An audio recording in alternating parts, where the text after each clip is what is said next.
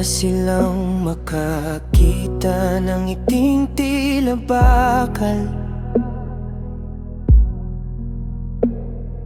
Isang mandirigmang hindi marunong mapagod o mapagal. Bawat hagupit ng tadhana, tinatapatan ng tawa sa harap ng marami. Ako ang sandigan, ako ang bida.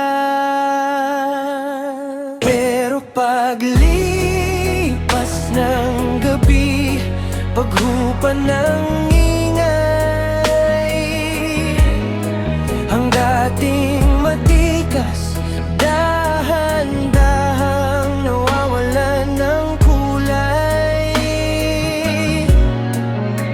Sa pagitan ng apat na sulok ng aking kwarto, doon lumalabas ang totoo kong anyo. Sa likod ng tapang may luhang nagtatago, may pusong pagod na sa kakahabol sa mundo. Hindi kailangang laging matatag, hindi kailangang laging matigas. Minsan ang pinakamalakas, kailangan din ng ligtas na bukas. Sa likod ng tapang, ako'y tao lang din naman.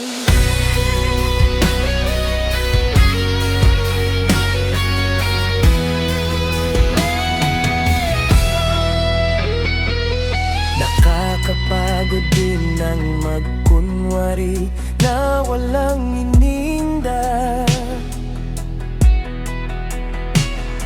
na kahit anong bigat kaya pang pasanin sa balikat ko na mag-isa.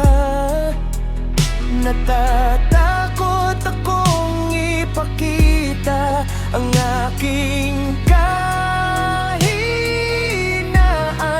Baka pag nalaman nila ako'y iwanan na lang sa kawalan. Hindi ba pwedeng mapagod? Hindi ba pwedeng sumuko? Kahit sandali lang, payagan ng sariling maging marupok. Ang tunay na lakas ay hindi lang sa paglaban,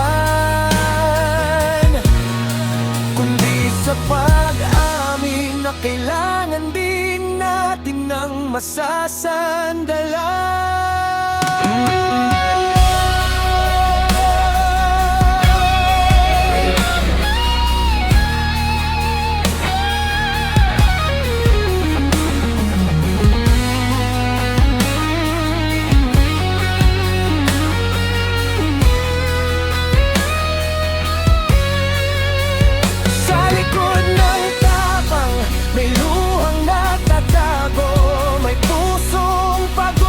Sa kakahabol sa mundo, hindi kailangang laging matatag, hindi kailangang laging matigas. Minsan ang pinakamalakas, kailangan din ng ligtas na bukas. Sa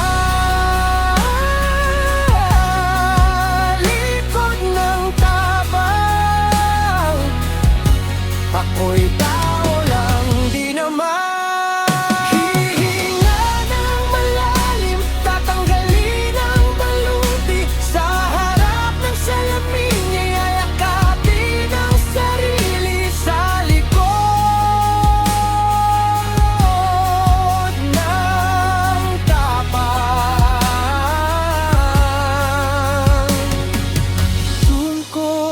Hanap at aking tunay na sarili.